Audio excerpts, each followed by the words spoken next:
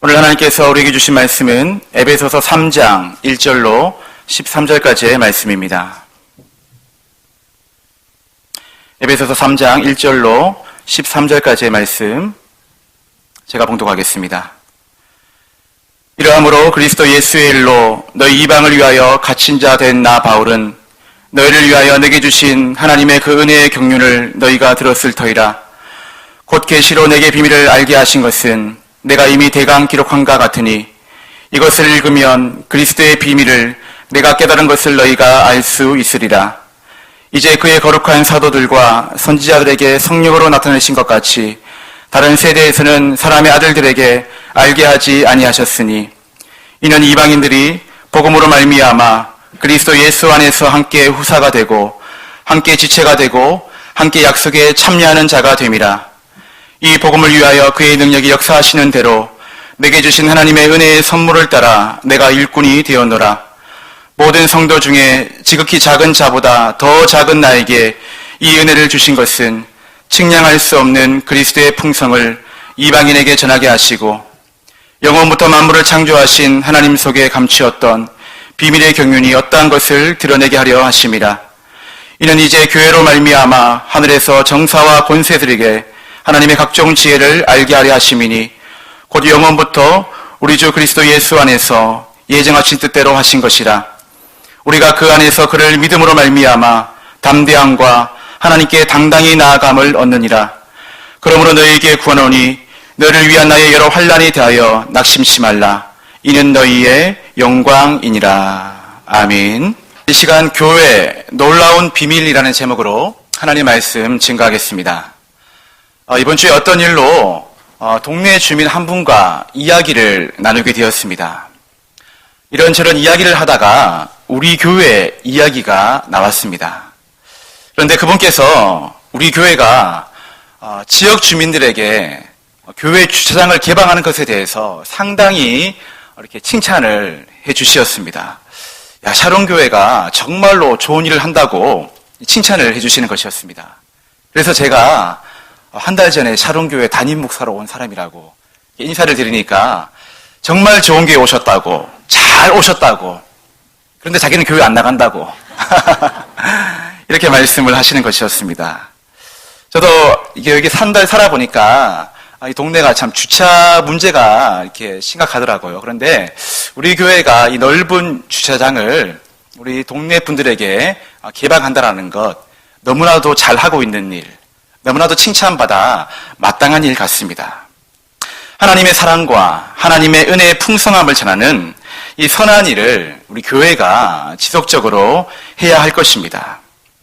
여러분, 이 일을 위해서 우리는 제 부임 후에 계속적으로 에베소서 말씀을 통해서 교회가 어떤 곳인가, 우리 교회가 어떤 곳이 되어야 하는가에 대한 질문을 가지고 다른 곳에서 답을 찾는 것이 아니라 말씀을 통해서 계속 답을 찾아가고 있습니다. 오늘 말씀을 통해서도 그 답을 찾기를 원하는데요. 좀 더 좋은 답을 찾기 위해서 에베소서를 처음부터 다시 한번 개관하고 좀 정리하면 좋을 것 같습니다. 에베소서는 크게 1장부터 3장, 그리고 4장부터 6장까지 크게 두 개의 단락으로 나눌 수가 있습니다.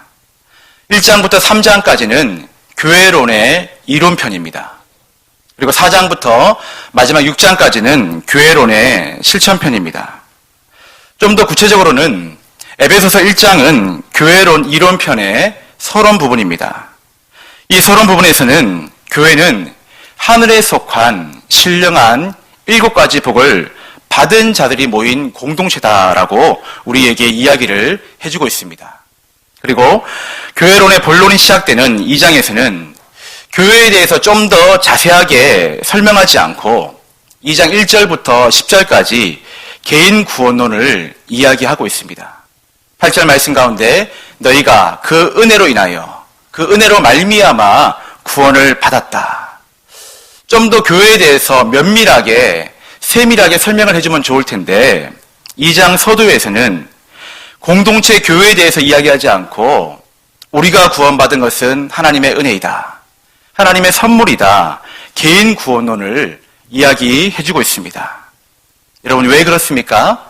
제가 설명해 드렸듯이 개인 구원론과 공동체 교회로는 뗄래야 뗄 수 없는 아주 밀접한 관계가 있기 때문입니다.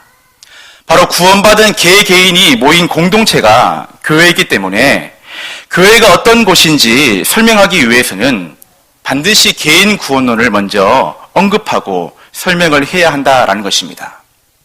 그리고 2장 11절부터 오늘 본문 3장까지는 교회론 본론의 중반 부분입니다. 그래서 지난주에 교회는 화목하고 화평한 공동체가 되어야 합니다. 이를 위해 주님을 모퉁이돌 삼고 주님을 기초터로 삼고 우리 모두가 벽돌되어서 잘 연결되어져야 됩니다. 한 장의 벽돌도 빠짐없이 다 붙어 있어야 됩니다.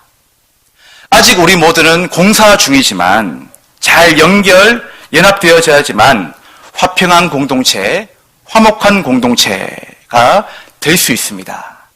이러한 공동체를 만들어 갑시다라고 제가 지난주에 말씀드렸습니다. 한 장의 벽돌은 따로 떼어놓으면 정말 작고 보잘것없는 것처럼 보이지만 그 벽돌 한 장이 없으면 건물이, 교회가 결코 완성되어지지 않습니다.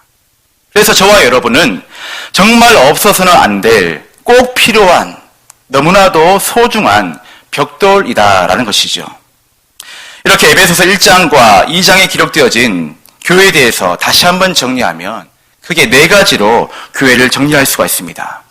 첫 번째, 교회는 건물이 아니라 구원받은 성도들의 모임, 성도의 연합이라는 것입니다. 우리가 이 시간 건물로서 교회에 들어와서 이 예배당에 들어와서 예배를 드리고 있지만 사실 교회는 건물이 아니라 이 시간 예배를 드리고 있는 저와 여러분이 교회라는 것입니다. 건물이 아니라 바로 저와 여러분이 교회라는 것입니다. 둘째, 교회는 하늘에 속한 신령한 복을 받은 신령한 복을 추구하는 사람들의 연합이라는 것입니다. 그리고 하나님께 선택하시고 하나님께서 구원받기로 예정하신 신령한 복을 받을 자들을 불러 모으는 것, 신령한 복을 받을 자들을 찾는 곳, 찾아내기까지 끝까지 찾아내는 곳이 바로 교회가 되어야 한다라는 것입니다. 세 번째, 교회는 만물보다 위에 있는 것, 만물보다 아래에 있는 것이 교회가 아니라 만물보다 위에 있는 것이 교회라는 것입니다. 요즘 한국 교회들이 이런저런 일로 인해서 세상에 많은 비난과 지탄을 받고 있습니다. 그래서 우리가 언론이나 이런 어떤 내용들을 보게 되면 마치 교회가 가장 보잘것없는 것처럼, 교회가 가치 없는 것처럼 그렇게 생각할 수도 있습니다. 하지만 성경적인 교회는 만물보다 위에 있는 것, 그리고 만물보다 위에 있는 교회 위에 누가 계십니까? 누가 머리이십니까? 바로 예수님이 머리, 예수님이 주인, 만물보다 위에 있는 것이 교회요, 교회보다 위에 계신 예수님께서 바로 교회의 주인이라는 것입니다. 이것이 바로 교회의 본질인데, 그런데 오늘날 많은 교회들이 이 교회의 본질과 정체성을 많이 상실해 버렸습니다. 그리고 마지막 넷째로 예수님께서 교회의 모퉁이돌, 예수님께서 교회의 기초터가 되어주신다라는 것입니다. 예수님을 기초석으로 삼고 벽돌된 성도 한 사람 한 사람이 잘 연결되어지고 잘 연합되어졌을 때 아름다운 교회, 튼튼한 교회가 되어진다라는 것입니다. 자, 그런데 여러분, 제가 지난주에도 말씀드렸지만 벽돌과 벽돌이 잘 연결되어지는 것이 참 쉽지 않습니다. 한 교회 안에서 성도가 잘 연합되어지고 잘 연결되어지는 것, 하나가 되어지는 것 참 쉬운 일 같지만 결코 쉽지 않은 일입니다. 여러분, 그래서 우리에게 필요한 것이 있습니다.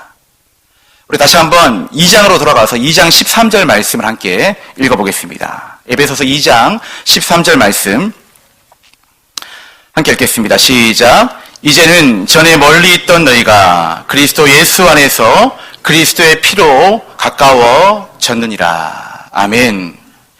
벽돌된 성도 한 사람 한 사람이 참 연결하기 쉬울 것 같지만은 우리가 겪어봐서 압니다. 결코 연결되어지고 연합되어지는 것이 쉽지 않습니다. 그래서 우리에게 필요한 것이 있다면 여러분 무엇입니까? 바로 예수 그리스도의 피라는 것입니다. 그리스도의 피는 하나님과 죄인 된 사람을 연결시켜 줍니다. 그리고 예수 그리스도의 피는 구원받은 성도와 성도가 잘 연결되어질 수 있도록 연결시켜주는 그런 접착제 역할을 해주는 것입니다. A라는 성도와 B라는 성도가 연합되어야 하는데 잘 연합되지 않습니다. 하나가 되지 않습니다. 서로 이해하지 못합니다. 용서가 되지 않습니다. 서로 얼굴을 붉힙니다. 여러분, 그때 무엇이 필요할까요? 바로 예수 그리스도의 피를, 예수 그리스도의 보혈의 공로를 의지해야 한다라는 것입니다. 나를 위해서 흘리신 그 예수 그리스도의 고귀한 희생, 예수님의 크신 사랑, 이 그리스도의 피를 깊이 묵상해야 한다라는 것입니다. 그분께서 나 같은 죄인을 위해서 십자가에서 피를 흘리셨는데 내가 이렇게 신앙생활해서 되겠나? 그분께서는 죽기까지 나를 사랑하셨는데 내가 이렇게 신앙생활해서 되겠나? 이런 마음을 가지고 잘 연결되어지고 잘 연합되어질 수 있도록 노력해야 한다라는 것입니다. 예수 그리스도의 피의 공로, 예수 그리스도의 보혈의 은혜를 깨달은 자는 그래서 먼저 손을 내밀게 되고 참게 되고 인내하게 되고 먼저 다가가 서로 사랑하자, 우리 서로 이해하자, 하나가 되자, 먼저 연합하자, 그런 말을 먼저 할 수 있는 것이죠. 여러분, 이러한 내용들이 바로 바울이 계시로 알게 된 교회에 관한 우주적 비밀이었습니다. 이 굉장한 이야기를 에베소서 1장에서 2장까지 우리에게 가르쳐 주고 있는 것입니다. 자, 그런데 여러분, 이 교회에 관한 비밀을 바울이 어떤 사람에게 들어서 알게 되었습니까? 아니면 우연히 알게 되었습니까? 아니면 자신의 경험으로 알게 되었습니까? 오늘 본문 3절 말씀에 보니까 계시로 알게 되었다라고 바울이 고백하고 있습니다.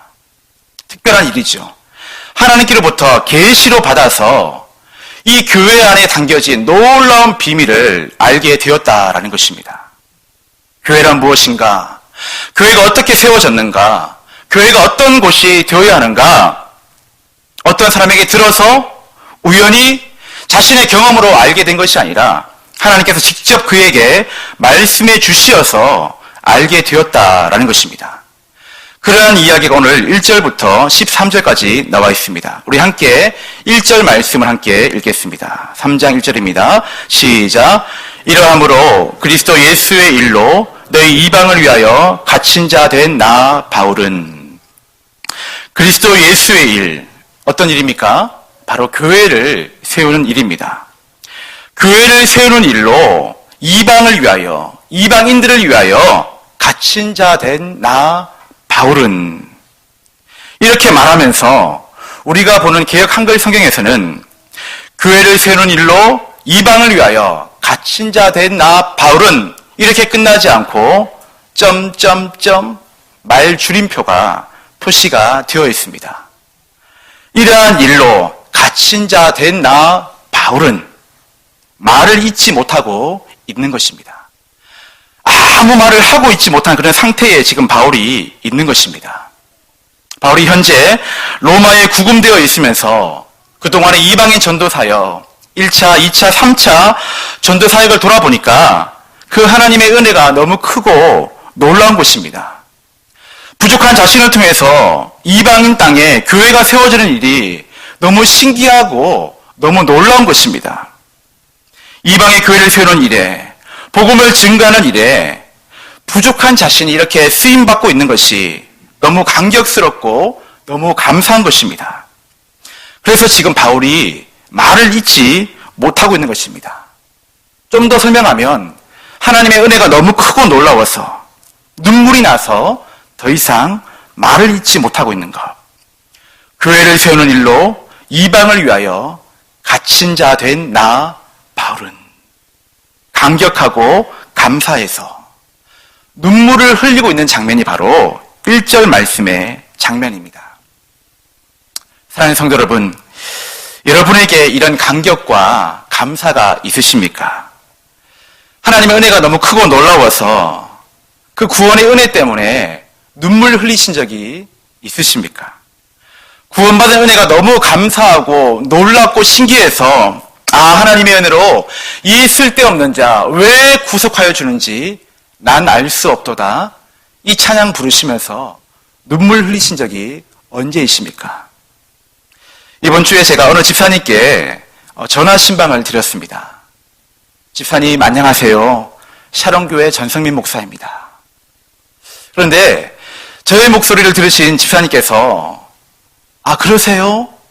말씀은 하지 않으시고 집사님 안녕하세요. 샤론교회 전성민 목사입니다. 라는 말을 듣고 그 순간부터 하하하하 하고 한참을 웃으시는 것이었습니다.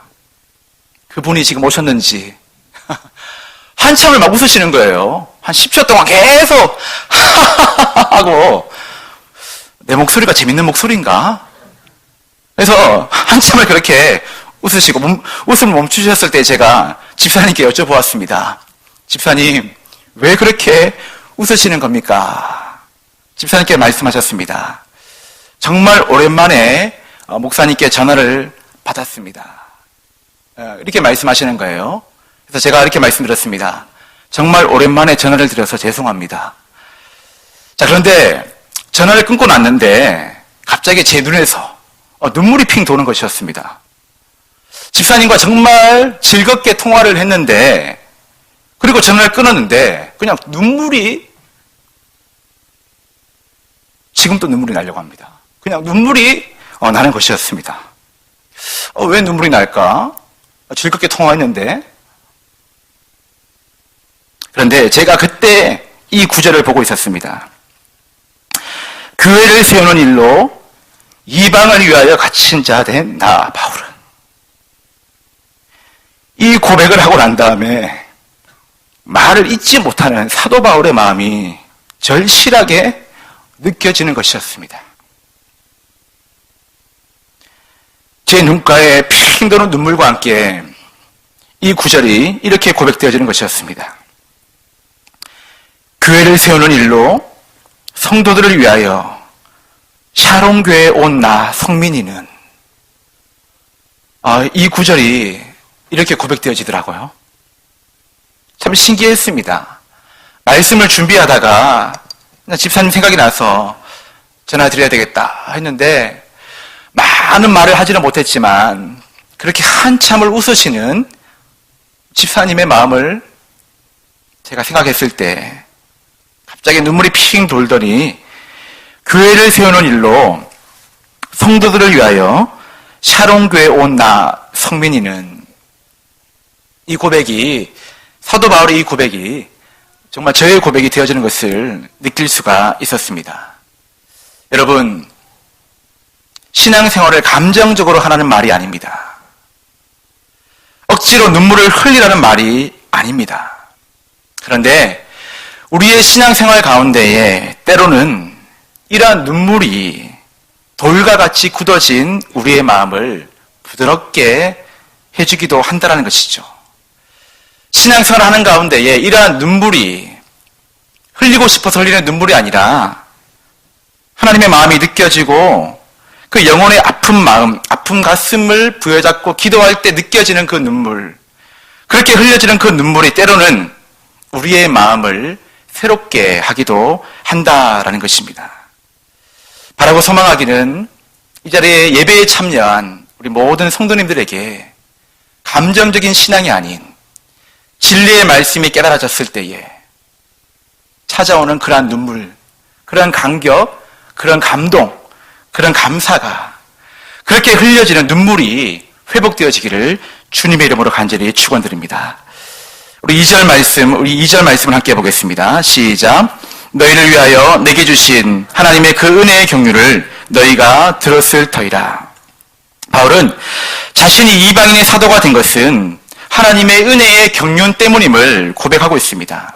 여러분, 경륜이라는 말을 국어사전에서는 이렇게 설명합니다. 일을 조직적으로 계획하고 진행하다. 경륜이라는 말이 일을 아주 조직적으로, 체계적으로, 계획적으로 준비해서 진행하는 말, 이것이 바로 경륜이라는 말입니다.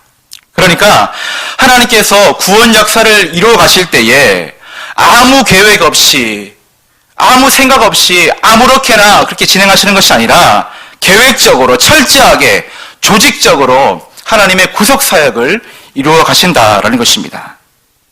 바울 자신이 이방인 사도가 된 것이 아무 목적 없이, 아무 이유 없이 되어진 것이 아니라 하나님의 철저한 구속 사역의 경영 속에 계획적으로, 조직적으로 되어진 일이라고 사도 바울이 지금 고백을 하고 있는 것입니다. 하나님의 구속사를 이루기 위해 자신이 이방인의 사도가 된 것은 철저한 하나님의 계획이라고 고백을 하고 있다라는 것이죠. 여러분, 그런 점에서 이 땅에서 저와 여러분의 사명이 무엇이 되어야겠습니까? 우리 샤론교회의 사명이 무엇이 되어야겠습니까? 바로 하나님께서는 구속 역사를 이루기 위해서 철저하게 계획하시고 준비하시고 지금 또 이루어가고 계십니다. 그렇다면 하나님의 구속 사역을 이루기 위해서 부름받은 저와 여러분이 복음을 위해 교회를 세우는 일에 거침돌이 아니라 디딤돌이 되어져야 한다라는 것입니다. 하나님은 충분히 계획하시고 준비하셔서 저와 여러분을 부르셨는데 우리가 준비되지 못하고, 우리가 진실되지 못하고, 우리가 거룩하지 못해서 복음의 거침돌이 되어서는 안 될 것입니다. 다 부족한 자들이지만은 하나님의 구속 역사를 이루기 위해서 저와 여러분이, 우리 샤론교회가 선한 디딤돌이 되어야 한다는 것, 이것이 바로 우리의 사명이 되어야 한다라는 것입니다. 우리 3절 말씀 함께 읽겠습니다. 3절입니다. 시작. 곧 계시로 내게 비밀을 알게 하신 것은 내가 이미 대강 기록한가 같으니. 여러분, 여기서 대강 기록한 말씀이 어떤 말씀일까요? 바로 에베소서 1장과 2장을 두고 하는 말씀입니다. 하늘에 속한 신령한 7가지 복을 주셨다는 사실, 만물 위에 교회가 세워졌다는 사실, 그 교회의 머리가 주인이 예수님이라는 사실, 은혜로 우리를 구원해 주셨다는 사실, 선한 일을 하게 하시기 위해서 우리를 불러주셨다는 사실, 화평이신 예수님께서 막힌 담을 허물어 주셨다는 사실, 그 예수님을 모퉁이돌 삼고 성도가 연합하고 연결되어져서 화평한 공동체를 이루어 가야 한다는 사실. 여러분, 이런 교회에 관한 놀라운 비밀을 바울이 하나님의 계시로 알게 되었고 1장과 2장 대강 간단히 기록했다는 것입니다. 절대 간단하지 않은 내용인데 바울은 대강 기록했다라고 이렇게 이야기를 하고 있습니다. 자, 그런데 4절 말씀 보니까 대강 기록한 이것을 읽으면 그리스도의 비밀을 내가 깨달은 것을 너희가 알 수 있으리라. 나는 하나님으로부터 특별한 계시를 받아서 대강 이 말씀을 기록했지만은 너희가 이것을 읽으면 그리스도의 비밀을 너희도 알 수 있다. 너희도 깨달을 수 있다. 너희도 이 은혜를 누릴 수 있다. 이것을 말씀해주고 있다라는 것이죠. 여러분, 사실 제가 요즘 사도 바울이 대강 기록한 이 말씀 때문에 참 큰 은혜를 받고 있습니다. 여러분 보시다시피 제가 참 젊은 목사입니다. 나이를 밝힐 수는 없지만 이미 알고 계신 분들은 알고 계시겠지만 제가 나이를 말씀드리니까 제 나이보다 5살 많게 보시는 분도 계시더라고요. 근데 저희 아내는 심지어 10살 아래로 보더라고요. 제가 좀 젊은 나이에 부족하나마 샤론교회 담임 목사가 되었습니다. 서울에서 샤론교회 담임 목사로서의 청빙이 진행되어지고 결정이 되고 난 다음에 제 안에 기도의 제목이 생겼습니다. 하나님, 어떻게 샤론교회를 목회를 해야 될까요? 어떻게 샤론교회와 성도님을 섬겨야 될까요? 어떻게 샤론교회 성도님들과 잘 연합하고 연결되어져서 샤론교회를 아름답고 튼튼한 교회로 만들어 가야 할까요? 참 많은 고민과 기도를 가지고 청빙을 준비했습니다. 그러한 가운데 교회론에 관해 말씀하고 있는 에베소서 말씀을 다시 펴서 읽게 되었고, 이 에베소서 안에 교회에 관한, 목회에 관한 이 비밀이, 정답이 다 기록되어져 있다라는 사실을 발견하게 되었습니다. 바울이 계시를 받고 대강 기록한 이 말씀이 저에게는 놀라운 은혜의 말씀으로 다가오는 것입니다. 자, 그런데 말씀하고 계시죠. 이것을 읽으면 내가 그리스도의 비밀을 깨달은 것 같이 너희도 알 수 있으리라. 이렇게 바울이 이야기했는데, 저는 이 말씀을 읽을 뿐만 아니라 읽은 이 말씀을 가지고 설교를 준비하고 있다 보니 설교 준비하면서 이루 말할 수 없는 큰 은혜를 제가 요즘 누리고 있습니다. 설교를 준비하는 일이 결코 쉽지 않은 일이지만 이 말씀 안에 담겨진 진리를 발견할 때마다 얼마나 큰 기쁨이 넘치는지 모릅니다. 여러분 용서하고 들으시기 바랍니다. 제 설교에 제가 요즘 은혜를 받고 있습니다. 제발 용서해 주십시오. 그냥 그렇답니다. 야, 놀랍더라고요. 바울은 대강 기록한 말씀인데 그저 읽어만 봐도 이 말씀의 오늘을 살펴보면서 이 말씀이 이러한 말씀이구나, 좀 더 자세하게 구체적으로 말씀을 준비하다 보니까 이 말씀 안에 담겨진 놀라운 비밀을 발견하고 있다라는 것. 여러분, 그런데 이 말씀을 읽기만 해도, 이 말씀을 잘 듣기만 해도 이러한 비밀을 깨달을 수 있도록 하나님께서는 우리에게 66권의 성경 말씀을 주셨다라는 것. 얼마나 귀한 은혜입니까? 지난주에 생일을 맞이하신 어느 집사님께서 이런 고백의 글을 쓰신 것을 제가 보았습니다. 이렇게 쓰셨더라고요. 30년간 다니던 교회를 떠나와서 잘 적응할 수 있도록 도와주신 모든 성도님들께 진심으로 감사를 드립니다. 이제는 샤론 교회가 아니라 우리 교회가 되었습니다. 후손들에게 훌륭한 교회를 물려주고 싶다는 한 집사님의 고백에 저도 한 장의 벽돌로 동참하고 싶습니다. 이런 글을 밴드에 쓰셨더라고요. 제가 참 감사했습니다. 제가 지난주에 벽돌에 관한 말씀을 드렸는데 벽돌이라고 표현하신 것을 보니 집사님도 뭔가를 느끼고 계시는구나. 또 어떤 분은 기도 중에 하나님, 우리 샤론 교회를 선물로 주셔서 감사합니다 라고 고백하시더라고요. 제가 교회, 하나님의 선물이라는 제목으로 말씀을 전했는데 이분도 뭔가를 느끼고 계시는구나. 그런 고백을 들으면서 참 감사하게 되었습니다. 여러분, 바울은 하나님께로부터 계시로 받아서 이 교회의 비밀을 알게 되었습니다. 하지만 저와 여러분은 잘 읽기만 해도, 잘 듣기만 해도 이 교회의 비밀을 깨달을 수 있도록 하셨다라는 것입니다. 읽기만 해도, 잘 듣기만 해도 알고 깨닫고 느낄 수 있도록, 감격할 수 있도록 우리에게 성경을 주셨다라는 사실, 얼마나 귀하고 귀한 은혜입니까? 우리 샤론교회가 이 은혜를 마음껏 누렸으면 좋겠습니다. 비밀이 감추어진 비밀, 아무도 모르는 비밀이 아니라 모두가 함께 아는 비밀, 이 비밀을 알리고 싶어서 견디지 못하는 그런 비밀, 우리 모두가 함께 할 수 있도록 서로 나누는 비밀이 되었으면 좋겠습니다. 우리 샤론교회 안에 여러분 놀라운 비밀이 많이 있습니다. 같이 신앙생활하면서 이 비밀을 발견했으면 좋겠습니다. 우리 5절 말씀 함께 읽겠습니다. 5절입니다. 시작. 이제 그의 거룩한 사도들과 선지자들에게 성령으로 나타내신 것 같이 다른 세대에서는 사람의 아들들에게 알게 하지 아니하셨으니, 바울과 사도들과 초대교회 주의 종들에게 하나님의 계시로 이 교회에 관한 비밀을 나타내셨습니다. 자, 그런데 이 비밀은 말씀하죠. 다른 세대의 사람들의 아들들에게서는 알게 하지 아니하였다. 여러분, 다른 세대는 구약 시대, 구약 세대입니다. 구약 시대의 사람들에게는 이 비밀을, 이 교회의 비밀을 알게 하지 아니하셨다라는 것입니다.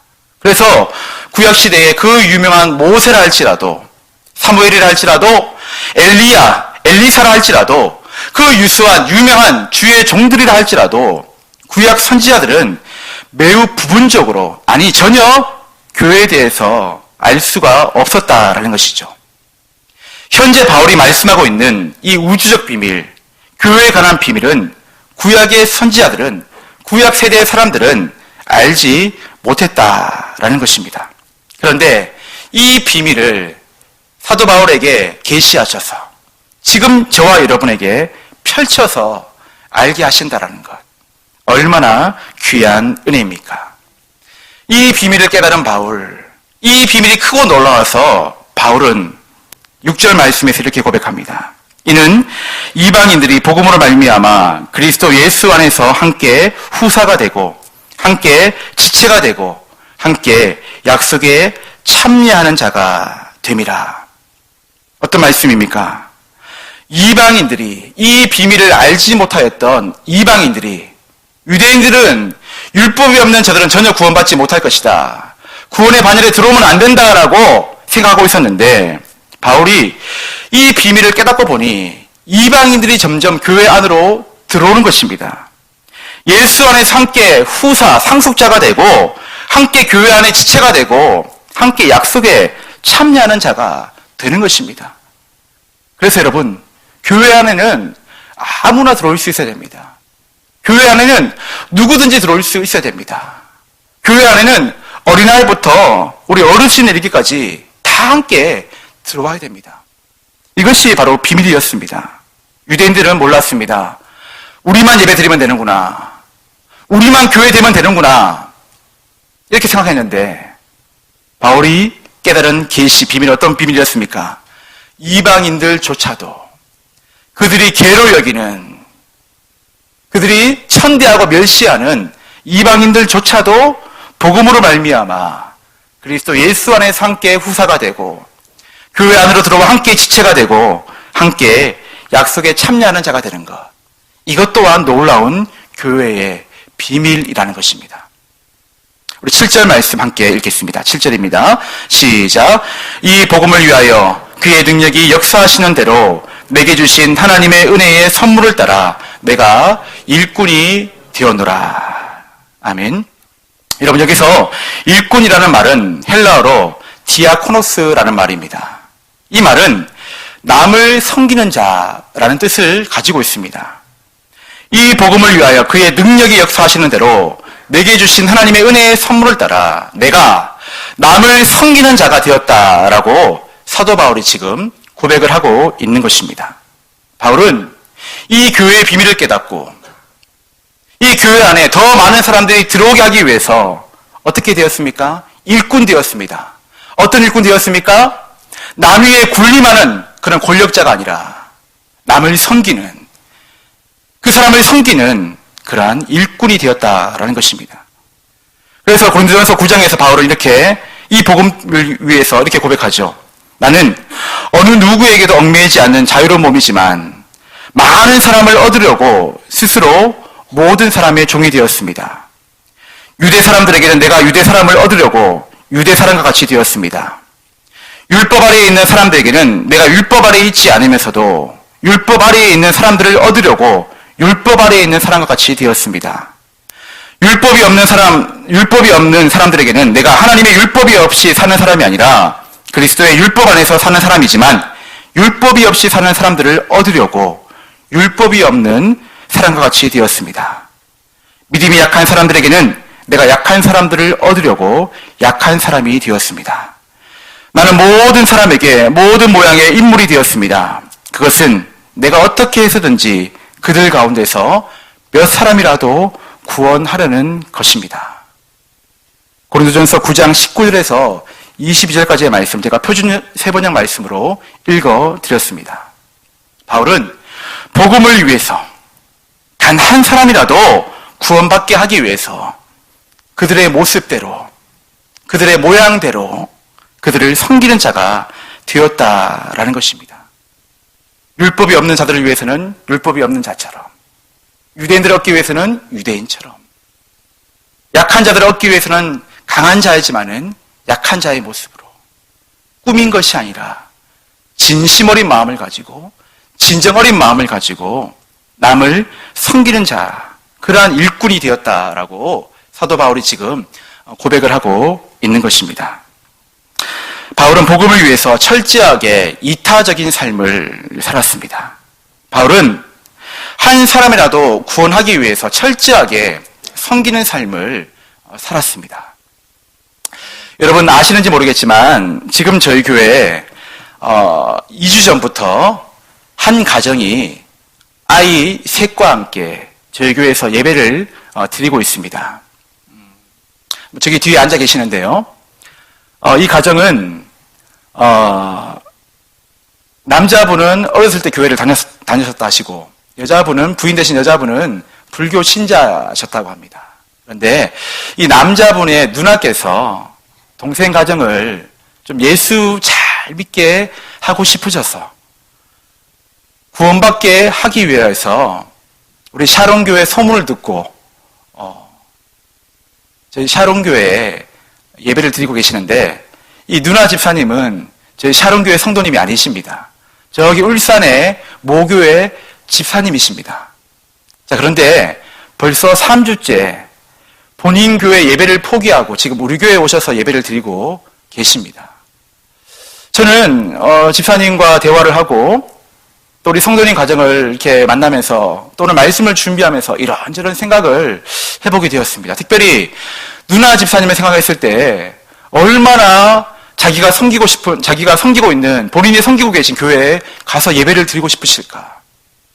우리처럼 예배를 마치면 함께 식사하고 함께 교제하면서 즐거운 시간을 보낼 수 있을 텐데 낯설고 참 이렇게 어떻게 보면 참 낯선 여기까지 오셔가지고 동생 가정 구원시키시려고 어떻게 여기까지 오셨을까라는 생각을 해보게 되었을 때 참 귀하다, 정말 귀한 마음이시다라는 그러한 참 감사의 마음, 참 대단한 마음을 가지고 계시다라는 그런 생각을 해보게 되었습니다. 여러분 어떻습니까? 누군가는 우리와 똑같이 신앙생활을 하고 계시지만은 누군가는 한 영혼 때문에 자신의 삶을 기꺼이 내려놓고 포기하고 다른 교회에 와서 예배를 드리고 계십니다. 여러분은 어떻습니까? 복음을 위해서 한 영혼이라도 구원을 얻게 하시기 위해서 어떤 대가를 지불하고 계십니까? 여러분, 하나님께서 바울에게 이 계시를 괜히 보여주신 것이 아니었습니다. 합당했기 때문에, 그릇이 되었기 때문에 그에게 계시를 보여주신 것이죠. 하나님께서는 저와 여러분을 통해서도 한 영혼을 구원하는 일, 복음을 위해서 함께 협력하고 함께 동력하는 일을 하고 싶어하고 계신다라고 저는 생각이 되어집니다. 이 복음을 위하여 내가 남을 섬기는 자가 되어노라. 이 사도 바울의 고백이 저와 여러분의 고백이 될 수 있기를 주님의 이름으로 간절히 축원드립니다. 우리 8절 말씀 함께 읽어보겠습니다. 시작. 모든 성도 중에 지극히 작은 자보다 더 작은 나에게 이 은혜를 주신 것은 측량할 수 없는 그리스도의 풍성을 이방인에게 전하게 하시고. 여러분, 사도 바울은 고백합니다. 모든 성도 중에 지극히 작은 자보다 더 작은 나에게 이 은혜를 주셨다라고 고백을 하고 있습니다. 여러분, 사도 바울이 얼마나 대단한 사람입니까? 얼마나 위대한 주님의 종입니까? 그런데 그는 고백하기를 모든 성도 중에 지극히 작은 자보다 더 작은 나에게 하나님께서 이 은혜를 베풀어 주셨습니다라고 고백을 하고 있습니다. 그래서 여러분, 우리가 신앙생활하는 가운데에 가장 필요한 마음, 가장 필요한 자세가 있다면 무엇이겠습니까? 바로 겸손한 마음인 줄 믿습니다. 우리 성도는 모든 일에 철저하게 겸손한 마음, 겸손한 자세를 가지고 일해야 됩니다. 그러한 마음을 가지고 관계를 맺어야 됩니다. 그러한 마음으로 다른 사람을 섬겨야 됩니다. 그러한 마음으로 교회를 세워야 합니다. 제가 지난주에 말씀드렸죠? 하나님께서 제일 싫어하는 성이 뭐라고요? 내가 다 했다. 내가 아니면 안 된다. 이런 마음을 버리시라는 거죠. 죄송한 말씀이지만 여러분들 없어도 됩니다. 예. 그런데 우리의 고백 가운데 내가 아니면 안 된다. 내가 있어야 된다. 내가 다 했다. 하나님은 다 하실 수 있는 분이십니다. 하지만 하나님께서는 모든 성도 중에 지극히 작은 자보다 더 작은 나에게 이 고백을 하는 자와 함께 하나님의 일을 하기를 원하신다는 것이죠. 바라고 소망하기는 우리 샤론교회 모든 성도님들 마음 가운데에 겸손한 마음이 있게 되시기를 주님의 이름으로 간절히 축원드립니다. 아무리 위대한 일을 하신다 할지라도, 아무리 대단한 일을 맡아서 진행하신다 할지라도 하나님, 내가 한 것이 아닙니다. 하나님의 은혜입니다. 모든 성도 중에 지극히 작은 나를 사용해 주셔서 감사합니다. 이 고백이 저와 여러분 가운데 있게 되기를 주님의 이름으로 축원드립니다. 우리 9절과 10절 말씀 함께 읽어보겠습니다. 시작. 영원부터 만물을 창조하신 하나님 속에 감추었던 비밀의 경륜이 어떠한 것을 드러내게 하려 하심이라. 이제 교회로 말미암아 하늘에서 정사와 권세들에게 하나님의 각종 지혜를 알게 하려 하심이니. 여러분, 이 구원 계획이 바로 교회로 말미암아 드러난다라는 것입니다. 교회로 말미암아 구원 계획, 이 교회로 말미암아 구원 계획을 이루시기 위한 하나님의 각종 지혜를 하늘의 정사와 권세들, 즉 천사들도 알게 하려 하심이라고 말씀하고 있습니다. 여러분, 이 사실을 보았을 때 얼마나 교회가 중요한 위치를 차지하고 있습니까? 교회를 통해서 하늘의 정사와 권세들, 천사들에게 이 비밀을 알리시겠다는 것입니다. 우리는 그동안 항상 교회가 천사들을 통해서 하나님의 비밀을 알게 된 것이 아닌가. 물론 맞습니다. 하나님께서 천사들을 통해서 많은 일을 하게 하셨습니다. 우리에게 그러한 일들을 보여주셨습니다. 자, 그런데 이 에베소서 같은 교회에 관한 놀라운 비밀은 천사들도 알지 못하도록, 교회를 통해서 천사들도 알게 하시도록 바로 교회를 사용하신다라는 것입니다. 여러분, 그만큼 교회가 중요하다는 것이죠. 그만큼 교회가, 우리 샤론 교회가 중요한 위치를 차지하고 있다라는 것입니다. 우리 11절 말씀 함께 보시겠습니다. 11절입니다. 시작. 곧 영원부터 우리 주 그리스도 예수 안에서 예정하신 뜻대로 하신 것이라. 우리가 에베소서 1장에 살펴보았던 창세 전에 우리를 선택하셨다. 바로 그 내용과 똑같은 내용이 되겠습니다. 그래서 에베소서는 그냥 교회론이 아니라 예정론에 기초로 한 교회론입니다. 우리가 나중에 자세하게 살펴볼 기회가 있겠지만 이 예정론은 정말 신비한 영역입니다. 보통 예정이 되어 있으면 자유가 손상이 됩니다. 정해놓은 게 있으면 구속을 받습니다. 그런데 정해놓은 게 있는데 자유가 구속을 받지 않습니다. 자유가 손상되어지지 않습니다. 또 자유가 있으면 예정된 것이 손상되기 마련입니다. 자, 그런데 하나님의 구속사의 경륜이 얼마나 신비롭고 놀라운지 인간의 선택의 자유와 의지의 자유가 전혀 침해받지 않으면서도 구원에 관한 하나님의 계획이, 하나님의 예정이 정확하게 성취되어져 간다라는 것입니다. 인간의 자유가 침해받지 않으면서도 구원에 관한 하나님의 예정이 정확히 성취되어 가는 것. 그리스도 예수 안에서 예정하신 뜻대로 하신 것이다. 바로 이 예정론을, 이 예정을 사도 바울이 고백하고 있는 것입니다. 우리 12절과 13절 말씀 함께 읽겠습니다. 시작. 우리가 그 안에서 그를 믿음으로 말미암아 담대함과 하나님께 당당히 나아감을 얻느니라. 그러므로 너희에게 구하노니 너를 위한 나의 여러 환난에 대하여 낙심치 말라. 이는 너희의 영광이니라. 바울은 오늘 말씀을 마무리하면서 여러 환난에 대하여 낙심하지 말라라고 말씀하고 있습니다. 특히 이방인을 위하여 갇힌 것, 교회를 세우다가 현재 로마에 갇힌 것, 그것 때문에 많은 사람들이, 많은 성도들이 낙심하게 되었습니다. 사도 바울이 말하죠.